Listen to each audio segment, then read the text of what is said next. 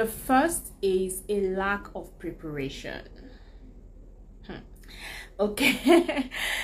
For those that have been a part of my community for a long time, you know that there are two things I often talk about: your self-confidence and preparation. You have to prepare. You have to put in time and prepare for your presentations. And this is one thing that a lot of managers fail to do. They do not prepare for their presentations. People are too busy and they consider the time that they can invest in preparing for their presentation as probably a waste of time, or that the presentation is not important enough for them to dedicate their time. And listen, these are presentations that you hope that at the end of your presentation, your line manager or your director would approve of what you have shared. But a lot of managers do not consider it important enough to prepare. And you can say, okay, no, Buife, no, don't get me wrong. I really understand the importance of the presentation I have to give. I just don't have enough time to put into preparing for it. That's what I'm telling you, that when you do not invest time, and notice what I'm saying invest, not spend. I'm saying invest time in preparing for your presentations. You're literally saying that it is not that important. So you really have like a mismatched message that you're telling your brain. So on one side of your brain, you consider your presentation important.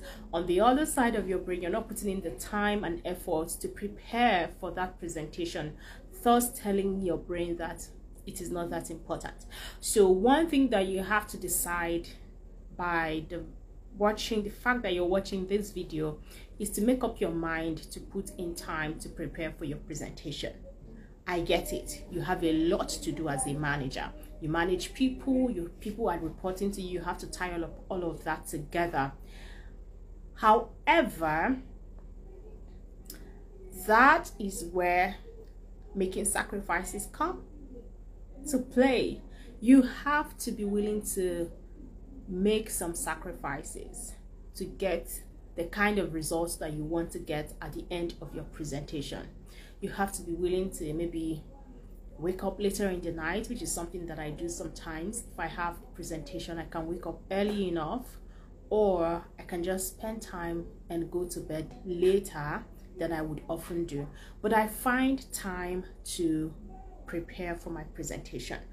What should you prepare for? I'm just going to give you like a couple of pointers because I don't want us to spend a lot of time here. But one of the things that you need to prepare for is to actually understand what you're going to talk about.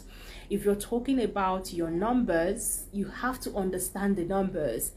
I recently worked in a capacity where I had to talk about numbers when it comes to the finance numbers, and that's an area that I'm still building my skill in, to understand accounting and account statements and all of that.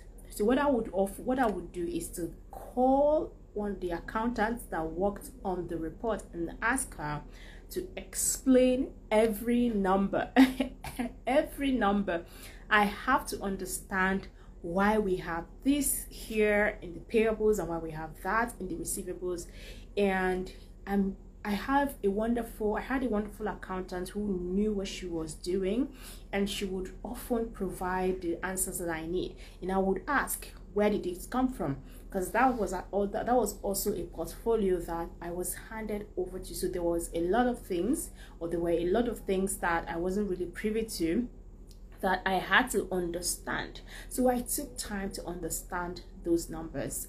And that is it. You really have to take the time to understand what it is you want to present. If you want to share an idea, for instance, you have to understand the business that you're working for, and you have to understand what is the senior management or top management, what do they want for this period, what are the goals, what are the objectives that they are going for at this point in time. You have to understand those, and then understand, marry whatever idea you want to share, marry them to those objectives so that they can see that, oh, you've actually put in the time to prepare for this presentation.